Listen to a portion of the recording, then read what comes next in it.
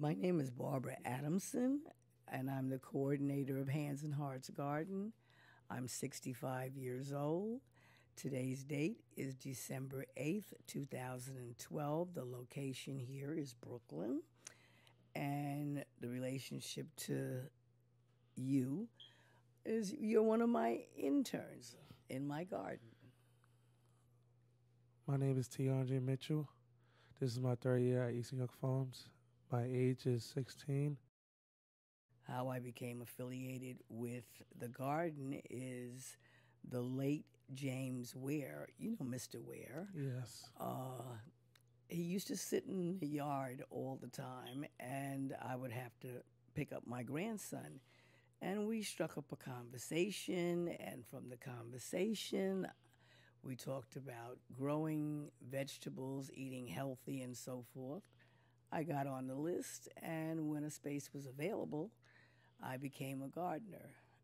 And after the first year, gardening became my addiction. My grandson, Tyler, I think Tyler's 13 now, so he was like maybe 7 or something.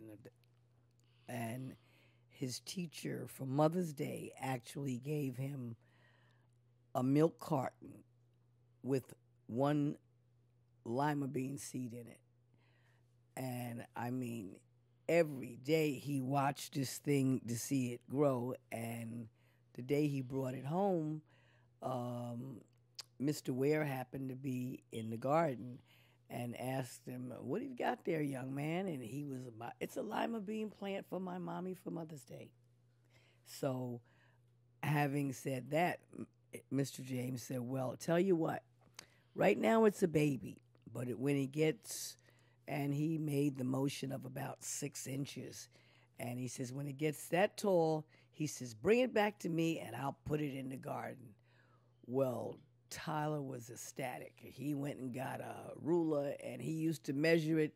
No, it's not 6 inches yet. It's 5, and it's 5.5. And the day it was 6, Nana, we got to take it to Mr. James. So we took it to Mr. James, and it just warmed my heart to see that this gentleman who did not know my grandson actually took the time to take his little plant and put it in a certain spot where he could stand outside of the fence and watch it grow. And it was comical because anybody who came to the house, "Come on, we got to go down to the garden. I want to show you my plant." He was just so excited that it caused me to be excited. So I have quite an extensive library of information that I downloaded off the internet, and it helps a lot. But nothing like Mr. James or Annie Waite. Annie was born in Alabama, and she was raised on a farm.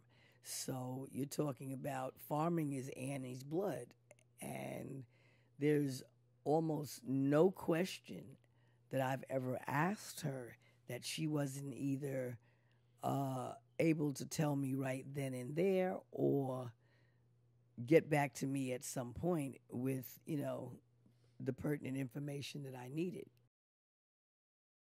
In 8th grade, Sarita and one of the interns named Aaron came to my school, and they was giving a presentation during class. So like how the kids, we didn't want to do work. So when the people came in, we was like, "Oh, we gotta be quiet," because we keep talking, they got to leave. And they kept on talking about the farm and like what we would get into and stuff. So I felt interested, and I went to my guidance class that day. And I'll never forget what he said. He said, "Don't take this application if you're not going to fill it out." And I was like, "I'm going to fill it out."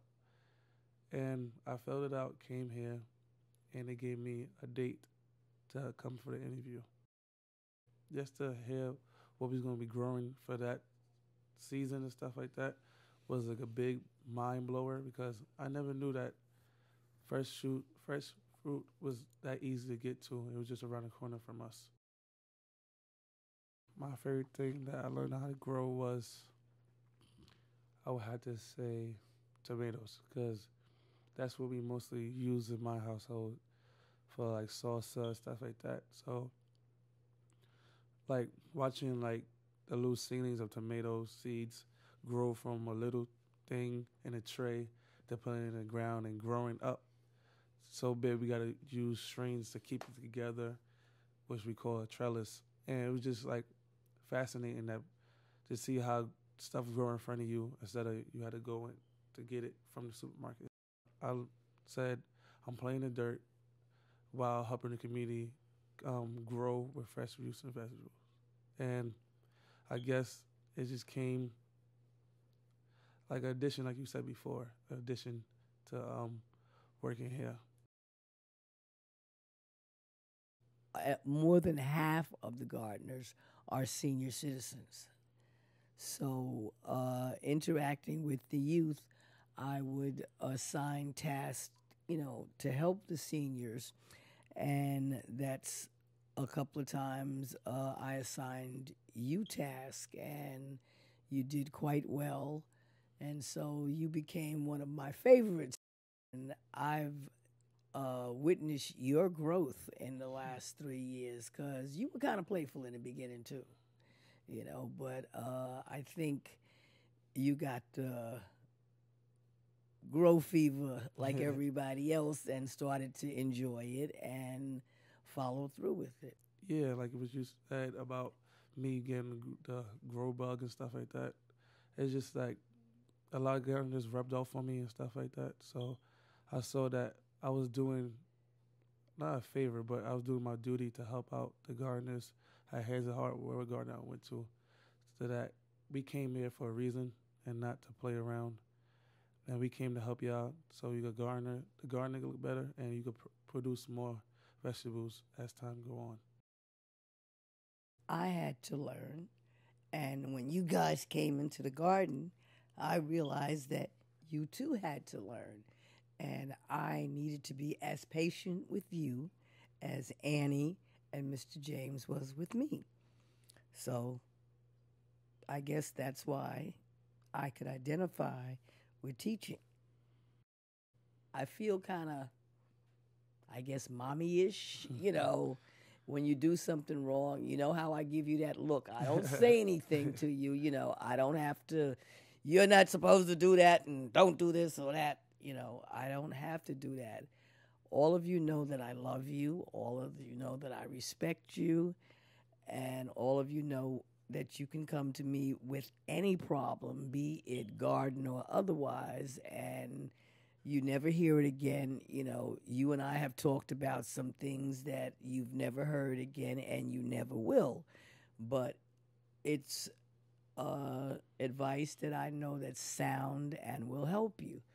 So you guys have become like my adopted kids, I guess I want to say, and you've grown at least a good 8 to 10 inches since I met you, because I'm always going to be short, but you were maybe a head taller than I when I first met you. And what are you now, 6 feet? Yes, 6'1". 6'1"? Oh, okay. So that's been a long time, especially since I'm 4'7".